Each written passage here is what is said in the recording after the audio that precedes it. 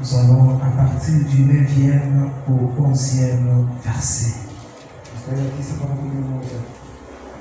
Nous allons trouver là qu'est-ce qui peut essuyer notre âme. Écoutez ce que la Bible dit. Vous, au contraire, vous êtes une race élue, un sacerdoce royal, une nation sainte, un peuple acquis, afin que vous annonciez les vertus de celui qui vous a appelé. Celui qui vous a appelé des ténèbres à son admirable lumière. Vous qui autrefois n'étiez pas un peuple, vous voyez, si nous sommes acquis par le sang de Jésus, nous devenons le peuple de Dieu. Et qui maintenant est le peuple de Dieu? Vous qui n'aviez pas obtenu miséricorde et qui maintenant avez obtenu miséricorde. Écoutez maintenant, bien-aimés, je vous exhorte comme étrangers et voyageurs sur la terre à vous abstenir des convoitises charnelles qui font guerre à l'âme. Donc ce sont les convoitises charnelles qui font la guerre à l'âme. Et vous savez, quand il s'agit d'une guerre, il y a une destruction massive. Et il y a les souillures partout. Parce que vous savez, quand il y a la guerre, on viole, on vole, on détruit. Et ce sont les convoitises charnelles qui font la guerre à notre âme. Donc c'est ce qui détruit notre âme. C'est ce qui suit notre âme. Alors nous devons nous abstenir de ces convoitises charnelles, de peur que notre âme ne soit pas suivie. Est-ce que nous sommes ensemble? Et quelles sont maintenant ces convoitises charnelles? Parce que nous devons les connaître nommément. Parce qu'on peut rester là en train de parler comme une récitation alors que nous ne menons pas cette vie-là. Par moment, nous ne savons pas même c'est quoi les convoitises charnelles. Et cela peut arriver quand on ne veille pas sur notre âme. Et nous allons vivre dans la distraction. Nous allons vivre dans la négligence. Et nous ne serons pas capables de veiller sur notre âme. C'est ce qu'on va lire dans Galates. Pour voir quelles sont les convoitises charnelles. Nous allons dans Galates au chapitre 5.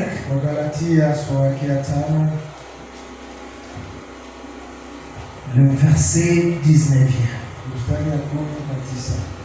Pour voir quelles sont les convoitises charnelles.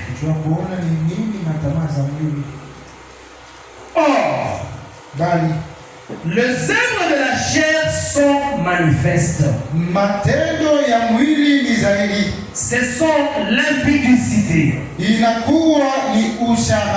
l'impureté, la dissolution, l'idolâtrie, la magie, les inimitiés, les querelles, les jalousies, les animosités, hasira, les disputes, fitina, les divisions, faraka, les sectes, uzushi, l'envie, ile tamaa, l'ivrognerie, ulevi, les excès de tabac ulafi et les choses semblables. na mambo yanayofanana. Je vous dis d'avance, Na niambia mbele, comme je l'ai déjà dit, kama nilivyokwisha kuambia, que ceux qui commettent de telles choses ya kwamba watu watendao mambo haya n'hériteront point le royaume. hawatarithi ufalme wa Mungu. Ce sont là les convoitises charnelles Ile ndiyo matamaa za mwili qui peuvent souiller notre âme. inaweza chafua nafsi.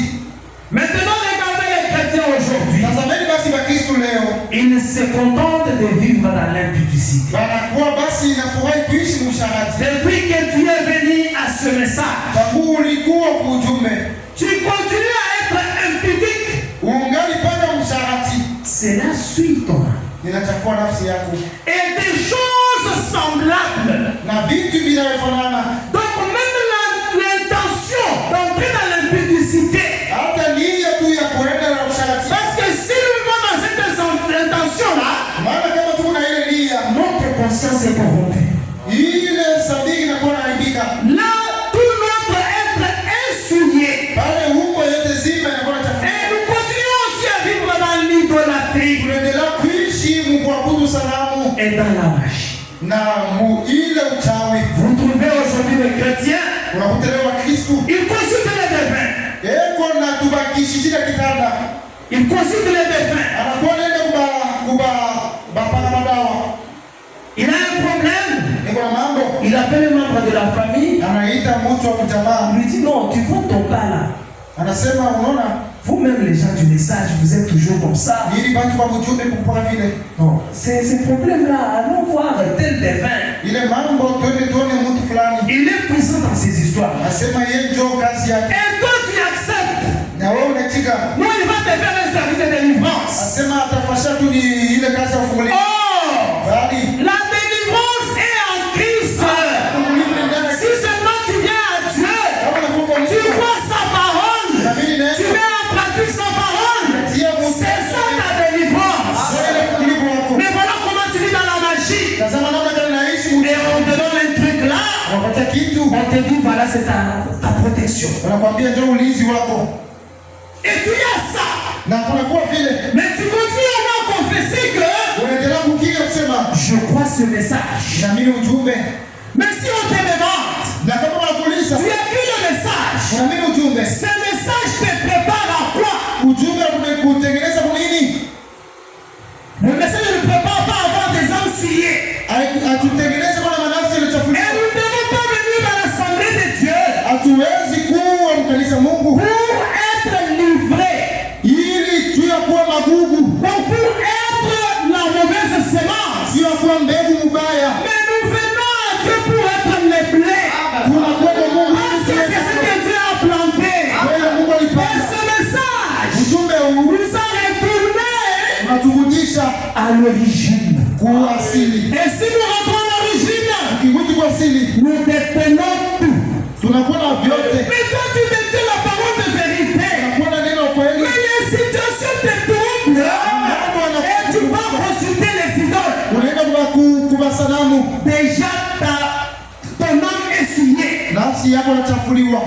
Est-ce que nous sommes ensemble? Pamoja. Et Dieu ne va pas se révéler à toi. Na Mungu ashajifunua kwako. Et tu ne seras pas le temple du Saint-Esprit. Hautakuwa hekalo la Roho Tu Mtakatifu. ne seras même pas utilisé dans l'assemblée locale. Hauwezi kutumikiwa mkanisa kwa nafasi. Est-ce que je me fais comprendre? Parce que voilà que tu es livré. Uona sasa vile unakuwa magugu. Tu empêches même la bonne semence à croître. Unashindisha na mbegu mzuri Tu komea. vas même empêcher que le véritable amour puisse s'exploiter. Unashindisha hata zawadi ya kweli Tu vas kutumika. même empêcher que Unashindisha nous puissions voir tupate kuona la manifestation du Saint-Esprit sur toi. kuonekana Roho Mtakatifu juu yako. Et tu seras celui qui sera le vrai critiqueur. Utakuwa mwenyewe utaanza kutukana kwanza. Et qu'est-ce qui va arriver? Nini itafika? Tu vas même critiquer ton assemblée. Utaanza sasa na kwenda sema Parce que ubaya. quand livré Maana kama magugu est en train de même croître là, inakomala mbaya pale. il terrain et du semeur. Ni mambo ya kiwanja na mpandaji. Voilà que cet ivraie-là na ile magugu va même empêcher que le terrain soit bien apprécié.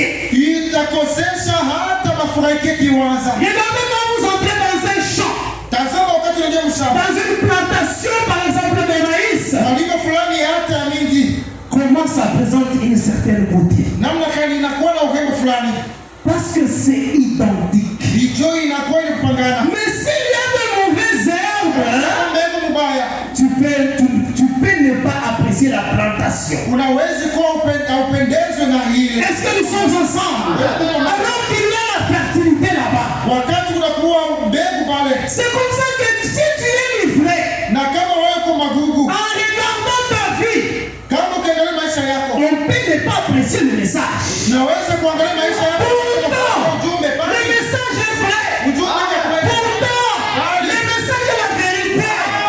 Pourtant, on a reçu un prophète confirmé de Dieu. Tunapokea ujumbe wa kutoka kwa Mungu. Mais en te regardant comme tu es livré, kuangalia wewe vile magugu, on peut ne pas apprécier le message. Hawezi kufurahia ujumbe. Mais quand on te suit ici, na wanafuata hapa, pour voir l'assemblée que tu fréquentes, wakona kanisa wenyewe nakuwa, on peut ne pas apprécier l'assemblée. Hata kanisa hawezi kufurahia. Par rapport à ta vie, juu ya tabia na maisha yako. on peut dire, asusema, mais ça c'est que l'assemblée, kanisa gani? Où il y a les impuniques, Où il y a les idolâtres. Watu kabudu sanamu. Alors pour cela, Sasa jua hili, mes bien-aimés frères et sœurs, ndugu na dada, Dieu nous exhorte d'arrêter cette vie, acha na maisha, de désirer tamani à être livré, de désirer à être meublé, utamani kuwa, parce que ce message, quand c'est venu dans la pureté, c'est pour qu'il y ait une relation véritable entre le croyant et son créateur.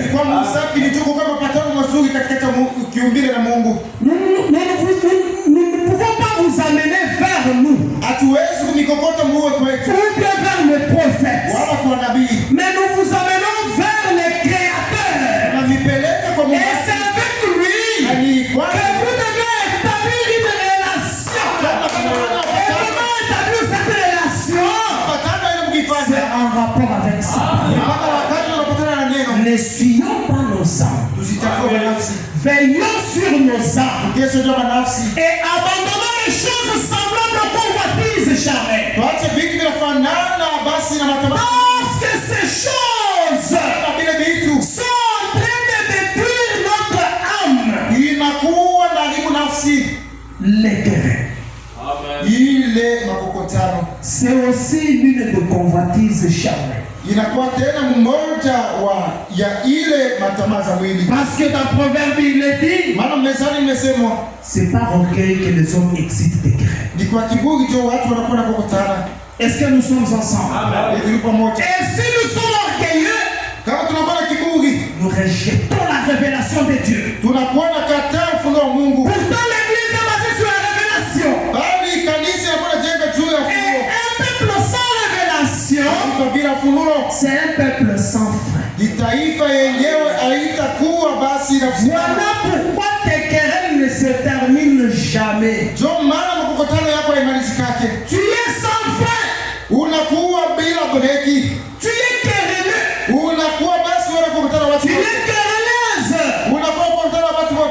Mais c'est ce qui suit ton âme. Parce que remarquez, le fondement des querelles, c'est la rancune. Maintenant tu as la rancœur dans ton cœur. Et tu viens devant notre Dieu. Un Dieu saint. Et tu continues à être querellé et querelleuse par orgueil et par rancune. Mais remarquez comment tu as déjà le poids du péché sur toi. Même si on te suit pour te dire arrête cette vie, tu n'arrêteras pas. Même comme l'esprit est en train de parler là, il y aura toujours des camps. Kutakuwa makande mbili. L'autre dira, mwingine anasema ça c'est la parole de vérité. Hili neno kweli. Dieu m'a parlé. Mungu alisema je dois me corriger. Napasha et je dois avancer. Napasha kwenda mbele. Mais l'autre camp, na kama ingine, le camp de l'ivraie, kambi ya magugu, lui va même murmurer autour de la parole. Inaweza hata kuanza kutukana neno. Il va se dire, kusema cette assemblée c'est toujours comme ça. Kanisa mnakuwa hapa hivi. Ça c'est l'attaque. Hii inakuwa ni makokotano. Ça c'est pas une prédication. Hii inakuwa ni kutafuta mambo haya mahubiri. Mais non, ce n'est pas comme ça. Haiko vile. Parce que cette parole nous est adressée. Maana neno natupewa. Et la parole dit, neno nasema, cette parole ne rentrera pas vers le Créateur sans produire des effets. Neno hii hawezi rudi kwa Muumbaji bila kutenda. Et cette parole va secouer ta conscience. Na hii neno inapaswa kutengesha ile dhamiri yako. Ça doit te toucher. Inapaswa kukugusa pour que tu reviennes vers ton Créateur. Ili urudi kwa Muumbaji wako. Parce que c'est à lui que nous devons appartenir tout le temps. Maana ni kwake ndio tunapaswa kuwa kila wakati. Si nous devons être un peuple bien disposé. Kama tunapaswa kuwa taifa linalotayarisha mzuri. Amen. Il y a encore notre convoitise. Unakuwa tena tabari nyingine. À part les querelles. Kama tunaacha ile wadui. Il y a les jalousies. Unakuwa mawivu. Est-ce que nous sommes ensemble? Pamoja. La jalousie, wivu, c'est la semence que Caïn avait. Ni mbegu Kaini alikuwa nayo. Amen. Alors ne soyons pas des Caïns. Basi tusikuwe wa Kaina. Amen.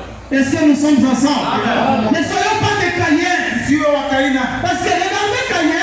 Angalia Kaina. Quand Dieu a admiré wakati Mungu l'adoration de son frère Abel, ile sadaka ndugu yake Abeli, Caïn était rempli de jalousie. Kaini alichana wivu. Et voilà la finalité. Na kutazama mwisho, il a tué son frère. Akaua ndugu yake. Et regardez quand on devient jaloux. Na tazama wakati unakuwa na wivu. Si on vient t'interpeller sur la jalousie, akikuwa kuambia tu mambo ila wivu yako, il y a l'insolence qui s'accompagne. Pale kutakuwa kiburi. Parce que Dieu a demandé à Caïn, maana Mungu alimuuliza Kaina, où est ton frère? Wapi ndugu yako? Et il a dit, anamwambia, suis-je gardien de mon frère? Eti mimi nakuwa shamba ndugu yangu. La jalousie là que tu places pour ta soeur, pour ton frère, ile wivu nayo jua ndugu na dada yako, ce n'est pas seulement à lui que tu places. Haiko paka kwako unakuwa naifanya. C'est vers le Créateur qui a fait ce qu'il est. Ni kwa Muumbaji mwenyewe anafanya kuwa vile. On a Dieu béni ton frère. Mungu anabariki ndugu yako. Mais bénis-le. Umubariki. Pour que tu sois aussi béni. Acclame cette bénédiction là. Kisha ile baraka. Pour que tu puisses aussi recevoir cette bénédiction. Nao upate ile nawe yako baraka. Parce que remarquez, les hommes qui ont marché avec Dieu, watu walitembea na Mungu, ils se sont attachés aux promesses, waliungana na ahadi par révélation kupitia funulo, et aussi par identification. Na utambulizo pia. Et par identification, na kwa utambulizo, on doit mettre de côté la jalousie. Parce que tu dois t'identifier au miracle qu'il y a eu lieu dans la vie de ta soeur. Tu vas t'identifier à ce miracle-là. Tu vas dire, Seigneur, tu es celui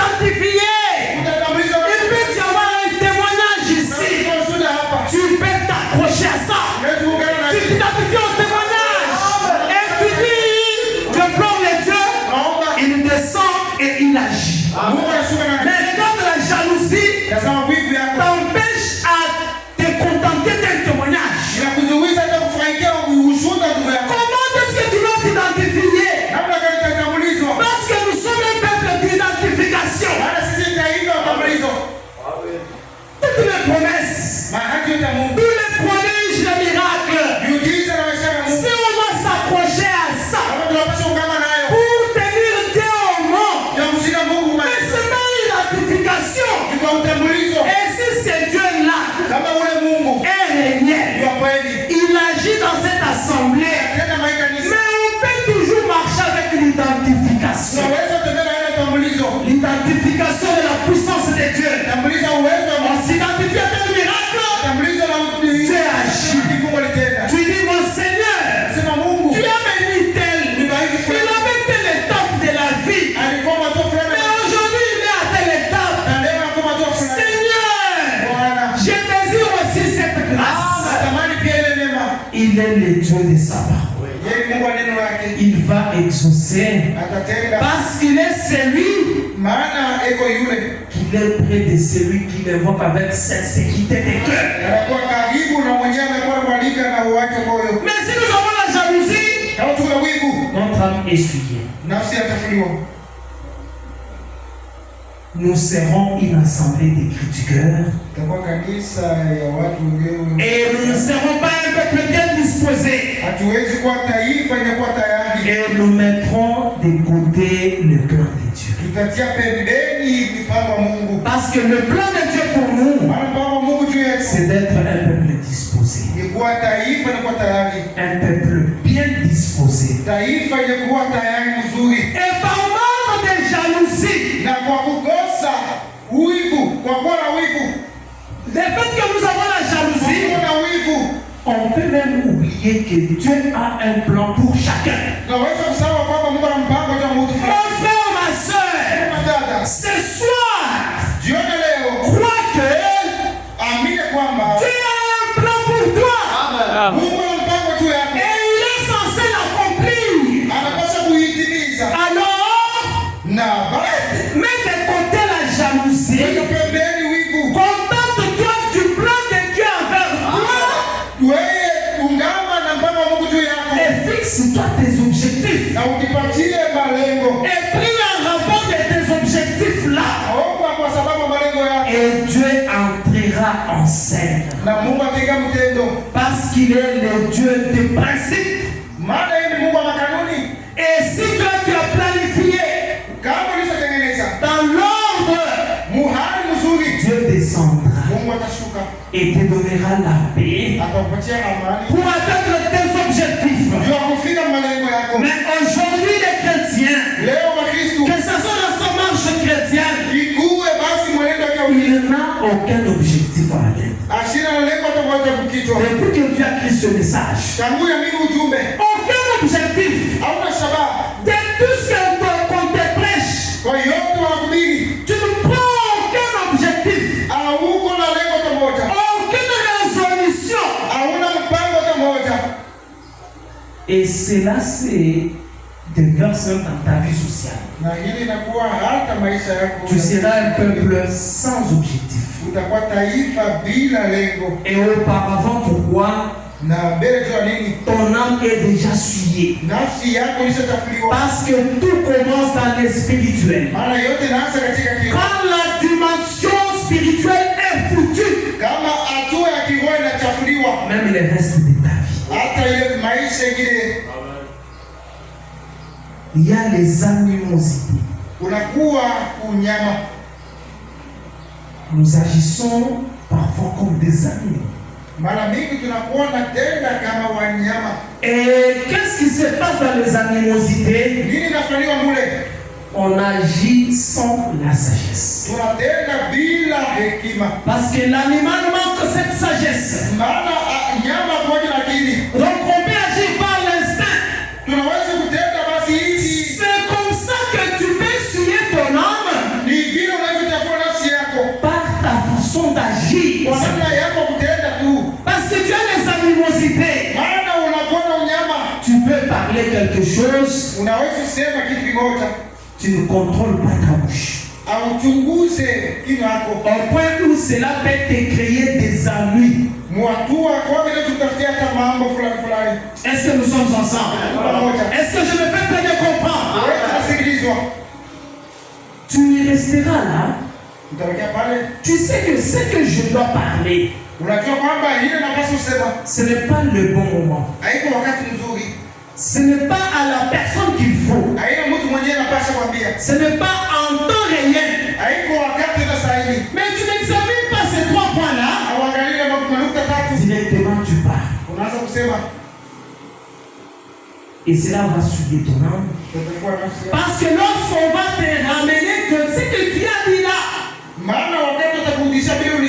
à choper tel ou tel frère, tu deviens attristé. Est-ce que nous sommes ensemble? Donc nous devons aussi mettre de côté les animosités, parce que ça fait partie des convoitises charnelles qui peuvent souiller nos âmes par manque de sagesse. Il y a aussi les disputes. Mais ce sont aussi des choses qui suivent notre âme. Remarquez, vous devez venir à l'assemblée pour prier. Mais tu te disputes avec ton frère ou ta soeur.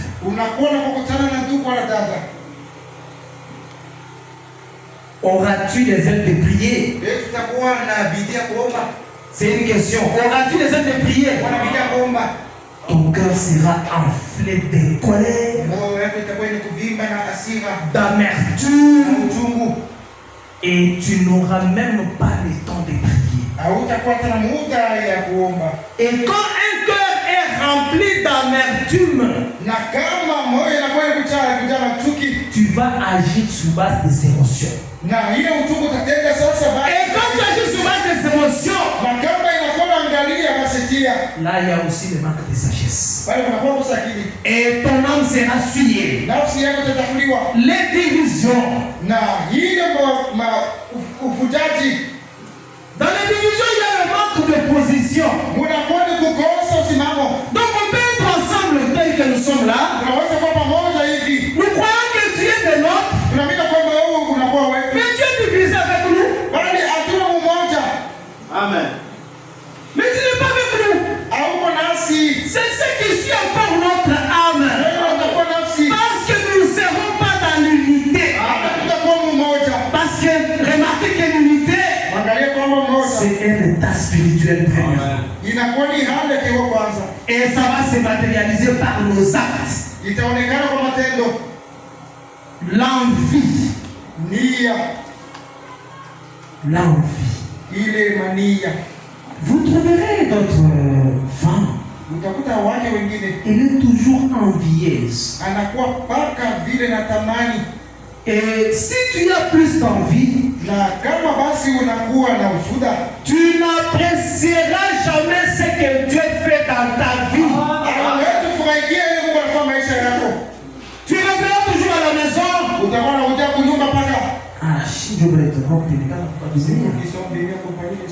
parce que tu as envié quelque part. Et cela même se reproduit ici. Tu n'apprécieras jamais ton assemblée. En commençant par ton pasteur. Tu veux commencer à dire ça, c'est quel pasteur? Ah, il va te toucher à l'âme. Tu n'apprécieras jamais. Et là, ton âme est en train d'être souillée. Voilà les convoitises charnelles qui sont en train de souiller nos âmes. Alors nous devons mettre ça de côté. Parce que nous devons veiller sur notre âme toute notre vie. Comprenez que le croyant, c'est quelqu'un de responsabilité. Donc tu as la responsabilité pour connaître. Tu dois veiller sur toi-même. Tu ne dois pas être distrait. Mais aujourd'hui, nous nous laissons distraire. Nous nous laissons dans le cours des événements. Un événement arrive. Ah, c'est ce qui restera dans notre bouche. Tu vois. Jusqu'à ce que ça prend plusieurs aspects. Dans le laps de temps, wakati fulani la même situation là, mambo mamoya mais dans la même 5 versions, inaweza kubadilisha hata masemi na kwa 5. Amen. 5 versions inakuwa aina 5, un même problème. mambo moja. Et vous trouverez que celui qui a sa version là, utakuta sema mwenyewe anakuwa na ile hali, il maintient ça, anakuwa anachunga yeye, il critique l'autre version, anakuwa basi yeye anatukana ile, et quand il critique il dit, akitukana anasema il est menteur, ule ni muongo, lui ment, moi j'ai dit la vérité, yeye ni muongo, mimi nasema kweli. et il n'a même pas de soubassement dans ce qu'il dit là. Asina hata ukiato maana anasema tu n'apprécieras personne, hautafurahikia mtu, et tu n'apprécieras même pas la chrétienté de quelqu'un. Hautafurahikia hata ukiswa mtu. Tu verras quelqu'un Unaona mtu qui s'efforce par la miséricorde de Dieu, mtu mwenyewe yule anakuwa anajikaza d'être une bonne chrétienne, anabeba Mungu kuwa un bon chrétien. Toi tu vas critiquer, wanaenda kutukana, parce que à partir de ton envie, maana kwanza tu kwa nia yako, toi tu vas voir qu'il y a un bon chrétien seulement ailleurs, wewe bakristo bazuri wanaona nafasi nyingine, un bon pasteur c'est ailleurs, mchungaji mzuri kwa kanisa nyingine, un bon huissier c'est ailleurs, semaji wazuri kwa kanisa nyingine, un bon interprète c'est ailleurs. tafsiri mzuri kwa kanisa nyingine. Pourquoi l'envie? Jua nini tamaa? Pourquoi l'envie? Jua nini kutamania? Ce sont ces choses, Vitu ça suit nos âmes inakuwa tafuta nafsi et ça nous éloigne de Dieu, na inakuwa tutenga, et notre âme ne sera pas le siège du Saint-Esprit. nafsi yetu isisukua basi Ce qui doit habiter notre âme, ile inapaswa kuketi nafsi, c'est le Saint-Esprit. Amen. Est-ce que nous sommes ensemble? Amen. Et nous devons ramener nos âmes à Dieu. Tunapaswa kurudisha manafsi kwa Mungu, Parce que celui est vrai pasteur. kwa maana yeye anakuwa mchungaji mwema. Vous croyez cela? Unaamini ile? On peut les lire dans Matthieu 11. Yesu soma Mathayo sura ya 11. Prenez mon joug sur vous. Basi mbebe mzigo yangu juu yenu. Matthieu 11:29. Mstari 29. Prenez mon joug sur vous. Mbebe mzigo yangu juu yenu. Et recevez mes instructions. Na mupokee mafundisho yangu. Mes bien-aimés frères et sœurs, Wapendwa ndugu na dada, ce soir recevons les instructions de notre Dieu. jioni ya leo tupokee maagizo Mungu. Parce que nous sommes son peuple. Maana sisi ni taifa yake. Car je suis doux et humble de cœur. Maana mimi nakuwa mnyenyekevu wa moyo. Et vous trouverez du repos pour vos âmes. Mutapata pumziko juu ya nafsi. Car mon joug est doux Maana nia yangu inakuwa et nyepesi. mon fardeau léger. Na mzigo yangu inakuwa bila mzigo. Donc si nous devons avoir du repos pour notre âme, Kama tunapaswa mapumziko nafsi, recevons les instructions de notre Dieu. tupokee mafundisho ya Mungu wetu. Et abandonnons-lui nos âmes. Na mtutoe maisha yetu. Est-ce que recevons-nous les instructions de Dieu? Eti ni mafundisho ya Mungu tunapokea. Parce que par moments nous rejetons ça. Mara mingi tunakuwa na Nous ne recevons que nos propres raisonnements. hata mafikiri yetu ndio tunakuwa na kutetea. Parce que qu'est-ce qui se passe? Nini inafanywa? On prend la parole, Tunabeba neno. on réfléchit, on raisonne sur ça, Tunafikiri tunawaza juu ya ile. on donne un autre son. Tunaleta sasa ile sauti nyingine. Et c'est ça qui nous fait du bien. Ndio ile inakuwa tufurahisha. Alors nous devons mettre cela de côté Tunapaswa tia ile pembeni. pour que seul Dieu Ili Mungu pekee puisse être celui qui nous parle. apate kuwa mwenyewe na kusemezea. Amen. Que ce ne soit pas notre raisonnement qui nous parle. Sio mafikiri yetu nasema. Parce que la parole de Dieu Maana neno la Mungu n'est pas de la philosophie. haiko mawazo ya watu. Ce n'est pas la philosophie. Haiko mawazo ya Donc watu. si nous sommes le peuple de Dieu, Kama tuko taifa Mungu, nous devons voir la foi. tunapaswa kuwa na imani. Et la foi, Na imani il s'agit simplement de croire. inakuwa ni kuamini. Pas chercher des explications. Hapana kutafuta matafsiri. Aujourd'hui, Leo quelqu'un va dire, watu watasema, recevoir des instructions, c'est-à-dire aussi quoi? akisema kupokea mafundisho ni nini? C'est-à-dire quoi? Ukisema nini? Il veut qu'on l'explique. Wanapenda wamufasirie. Il cherche certains détails qui n'existeront jamais. Eko Parce que ce n'est pas de la philosophie. Alors ne restons pas seulement à l'écoute. Mettons cela en pratique. Il y a aussi l'ivrognerie. Est-ce que nous sommes ensemble? Amen. Il y a des gens qui continuent à prendre l'alcool, qui continuent à s'enivrer tout le temps. C'est là tu es en train d'essuyer ton âme. Si cela est ta vie, Dieu te parle ce soir d'abandonner cela.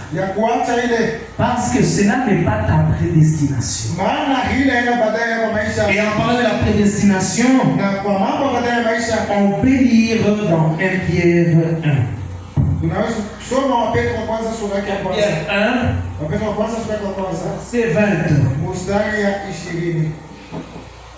Prédestiné avant la fondation du monde et manifesté à la fin des temps à cause de vous qui par lui croyez en Dieu, lequel l'a ressuscité des morts et lui a donné la gloire, en sorte que votre foi et votre espérance repose sur Dieu. C'est ça la meilleure façon de recevoir les instructions. Notre foi et notre espérance doit reposer sur Dieu. Et c'est là. Écoutez maintenant le verset 22. Parce que si notre âme est souillée, il faut le purifier, n'est-ce pas? Est-ce que nous sommes ensemble? Donc notre âme doit être purifiée. Et comment on doit garder notre âme pure? C'est ce qui est dit au verset 22. Ayant purifié vos âmes en obéissant à la vérité pour avoir un amour fraternel. C'est en obéissant à la vérité. Et j'aimerais attirer votre attention. Notre pasteur nous a dit cette année, il le nomme l'année de vérité. Donc c'est l'année des âmes pures. Est-ce que nous sommes ensemble? C'est l'année des âmes pures. Donc obéissons à la vérité. Et la vérité, c'est ce message. Et ce message, c'est la parole de Dieu. Ce message, c'est le Seigneur Jésus-Christ dans nos âmes. Et le Saint-Esprit n'est rien d'autre que la parole de Dieu purifiée dans nos âmes. Alors vérifions cette parole. Parce que Paul pouvait le dire. L'écriture tue, mais l'esprit vivifie. Alors c'est quoi le Saint-Esprit? C'est cette parole, cette instruction vivifiée dans nos âmes. Et quand cela est vivifié dans nos âmes, cela doit se manifester par notre vie. Et comment doit être notre vie? La vie qui démontre Christ. La vie qui démontre Christ. Est-ce que tous ces temps, notre vie a démontré Christ? Est-ce que notre vie a démontré Christ? Écoutez ce que fait Branham dit dans le sermon. Ce qu'il faut pour triompher de toute incrédulité. Au paragraphe 21, il dit ceci. Nous avons été purifiés par le sang de Jésus. Et je crois dans une réalité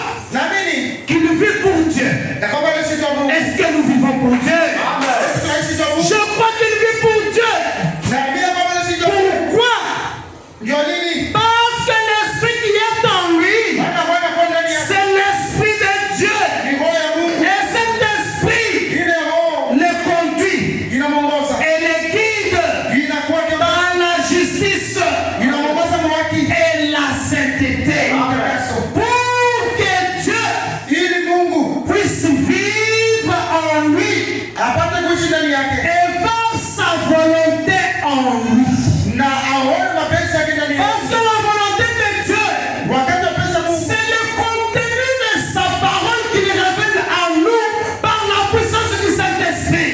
inakuwa ni sehemu ya neno la tufunua kwa uwezo wa Mtakatifu. Est-ce que nous sommes ensemble? Pamoja Faire sa volonté à nous. kufanya mapenzi yake ndani yetu. Or, Bali il n'y a donc qu'une seule différence kupatanisho moja qui empêcherait yenye tazuiza que Jésus akisema Yesu soit le même akuwe mmoja qui marchait en Galilée mwenye anatembea Galilaya que celui qui est avec nous ici ce soir. na mwenye anakuwa nasi jioni ya leo Dans chacun de nous. mwadane kila moja. Maintenant, rappelez-vous, Sasa kumbukeni, le Jésus dont je parle, Yesu mwenye anasemezea c'est la troisième personne. mtu wa tatu. Et c'est quoi la troisième personne? Mtu wa tatu Qui est le Saint-Esprit, lequel est en nous. Alors le Saint-Esprit, c'est une personne. anakuwa ni mtu Et laquelle personne? na mtu La personne du Saint-Esprit, la personne de Jésus, yule anakuwa ni Yesu qui Kristo. est la parole vivante, Yeye anakuwa ni Yesu mzima. vivifiée dans nos âmes. Alors qu'est-ce qu'il y a dans nos âmes? Sasa nini inakuwa mnafsi? Est-ce la parole de Dieu Eti neno la Mungu ou bien le monde? wala dunia. Est-ce que nous sommes ensemble? Haiko pamoja. Qu'est-ce qui est en nous? Nini inakuwa ndani yetu? Est-ce la parole de Dieu Eti neno la Mungu ou bien wala la modalité? kidunia. Et qu'est-ce qui est dans nos âmes? Nini inakuwa mnafsi? Est-ce le convoitise charnel Eti inakuwa ni matamaa ou bien le fruit du Saint-Esprit? ya mwili wala matunda. Et c'est quoi le fruit de l'Esprit? Nini matunda ya Il Roho? y a la joie, Inakuwa furaha,